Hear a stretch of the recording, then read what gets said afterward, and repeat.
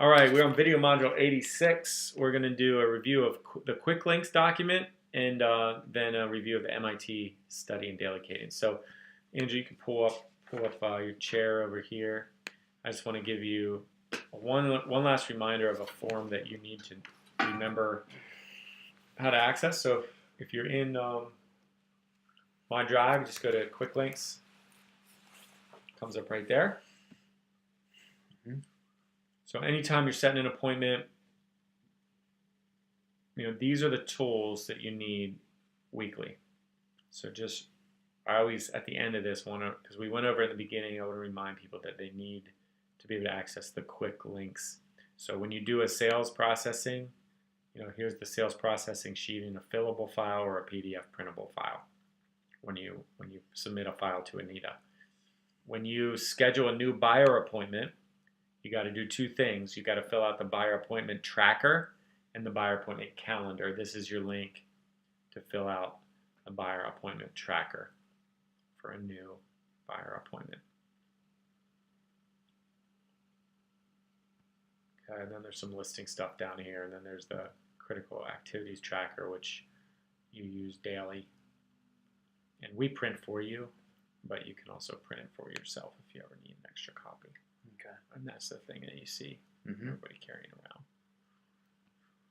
That's quick links. Last thing is the MIT lead response study. So right here it says, due to the massive impact on leads conversion found and measured by the MIT study on lead response, it's critical to respond to new buyer leads as quickly as possible after they register, but no later than 5 minutes. Consistently connecting in live conversations almost immediately after leads register provides the following compounding benefits. Each benefit individually drives conversion, and together they become very powerful. The lead is impressed by you for responding quickly. Multiple times answer rate versus multiple times less dialed. So if you answer consistently on the first call or get back to them within 5 minutes, you just save a lot of time having to dial for new, because if you just think how many times on the cold list, like it takes 30 calls to get one conversation. That's a lot of freaking time. You save all of that by picking up the phone on the first time they call in. People are like, oh, I don't want to pick up the phone even though I'm on OT because I'm busy. I'm like, if I just could show you physically, if your time is worth $40 an hour, which that's about what it is, and it takes you an hour to make 30 calls and have one conversation, you've literally just burnt $40. Take two 20s and burn it if you're not going to answer the phone, because that's what you did. I know it's inconvenient, but it's the job. If you're on OT, make sure you're kind of glued. Now, schedule off time and don't pick up the phone when you're not on OT, but when you're on OT, get those calls, because a lot of them are junk and they won't schedule an appointment. But if you connect with every one of them, you're literally saving hours of having to dial through 30, 40 leads for one conversation. The home search topic is top of mind when they answer the phone. When you're chasing them in call list time, you're interrupting them. When they're contacting you and you pick up the phone or you respond in 5 minutes, their focus mentally is, I want information on this home. They're ready to have a housing conversation. So it's so critical to be there when they're there. 80% of buyers sign with the first agent they speak with. 80, and I would correct that statement. A high majority of buyers who are motivated to buy soon sign with the first real estate agent they speak with. I don't know that I would say that's true for people that are 2 years out and just wanted to look at a house because it was fun. But people that are going to buy soon, they will sign with one of the first people they talk to. All right, so let's look at this MIT lead response study, this study of all studies.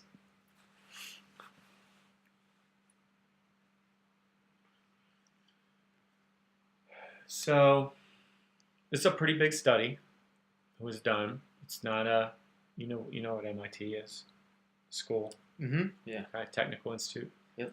One of the biggest Ivy League. So they did a very long study. This is just part of it, and these are, it's many pages, but these are some of the findings. So 3 years of data across 6 companies that generate and respond to web leads from over 15,000 leads and over 100,000 call attempts, focused on one question: when should companies call web-generated leads for optimal contact and qualification? Standardize the meaning of the results. We use the following definitions and terms. So I'm not going to spend a bunch of time on that. Study summary. It revealed some things. So Wednesdays and Thursdays are the best days to call in order to contact and qualify.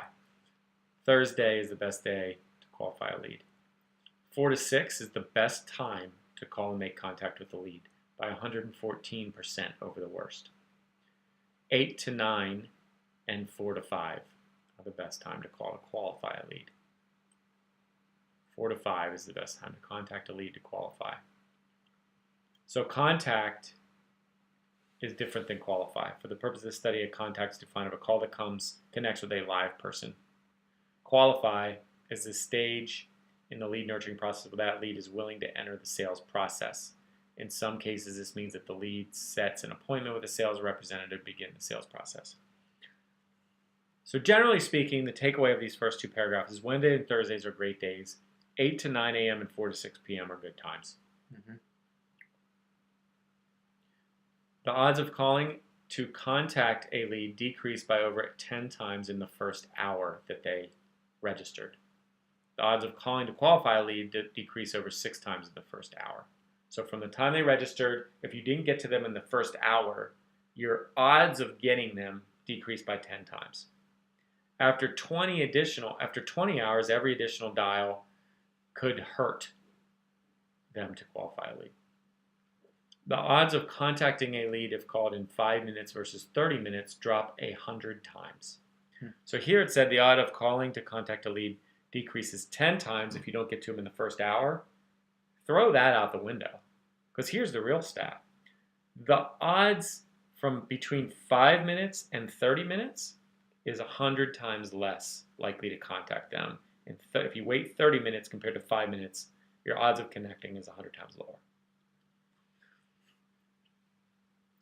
So here's just some graphs that kind of outline, Wednesday and Thursdays are great days to call.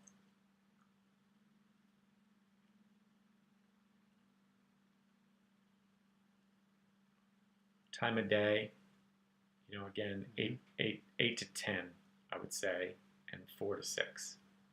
8 to 10, 4 to 6. So Lainey actually was the only agent in our office that time blocks later in the day.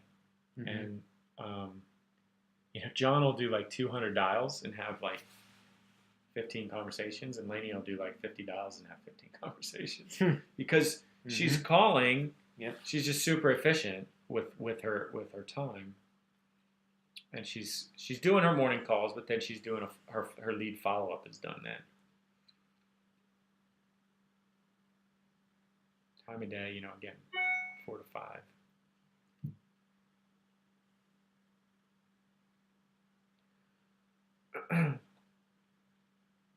Odds of contacting decreased 10 times in the first hour. So if you call them in the first hour, they got 12,000 answers, but in the second hour, they only got 1,100. So you can see, if you get to them in the first hour, they're way more likely than if you wait 2 hours. But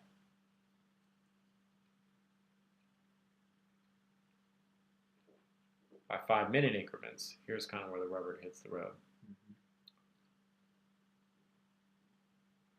If you call them within 5 minutes, over 9,000 people got contacted in this portion of the study, and those that waited 10 minutes only got 1,800.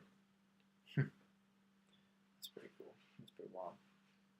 Same stat for that's contacted. Same thing for qualified.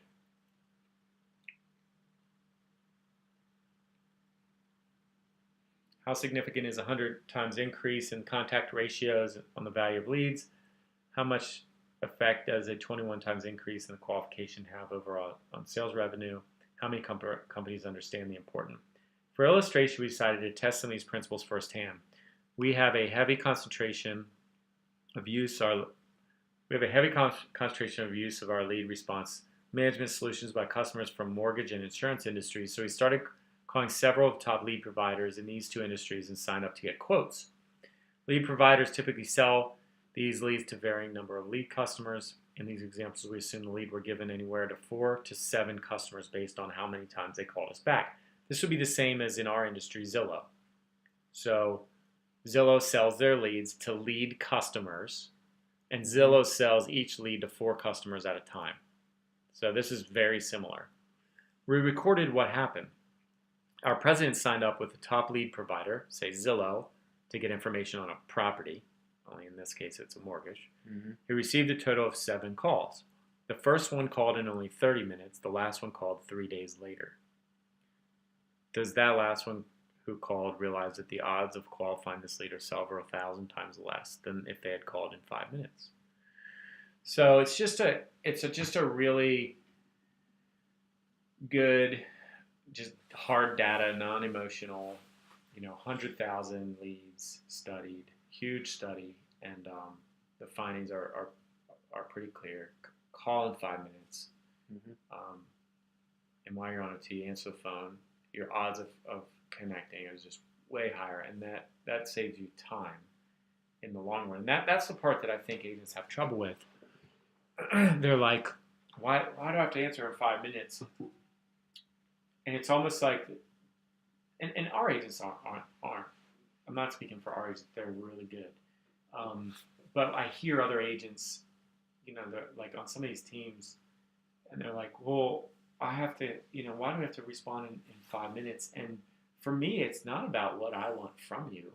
It's what I want for you. Like, now that I know this information, I physically know in my head the math around it. I'm like, because if you don't, you're stealing time from your family and yourself and money. Because if you can just manage your time well and manage your business, you're going to be on when you're on OT, and you need to be really on. And that is going to save you a ton of time in building your top 100 and making you money, because you're going to capture a higher number of nurtures during that time, and you're not going to have to spend hour after hour then, making up for it in more prospecting calls, because you have such a high conversion just from answering your. So that's like, new business development is hugely important, but like first and foremost, just save yourself a lot of time this year and make yourself more money. And when a lead registers when you're on OT, kill it. And when a lead calls, crush it. And just by doing that, it will significantly impact the time you can schedule away from the office and the amount of money that you make, because you won't. Every lead that you miss on OT because you failed to respond, in order to get that same lead back, you'd need to spend an hour or 2. And so if you compound that over a month and say you missed 9 leads, you need to spend another 18 hours that month to get the same number of leads back. So do I want you to spend 5 minutes or 18 hours? That's what it comes down to for me. So I'm like, no, it's not what I want from you. It's that I just don't want you to have to spend all that time to make the same amount of money. Right. And this really just articulates that very well. All right? Yeah. Did I beat that horse enough? You did. Good. Ready to roll. All right. So that is the last module. How many do we do? 85, 86? Something like that. Somewhere around there. All right.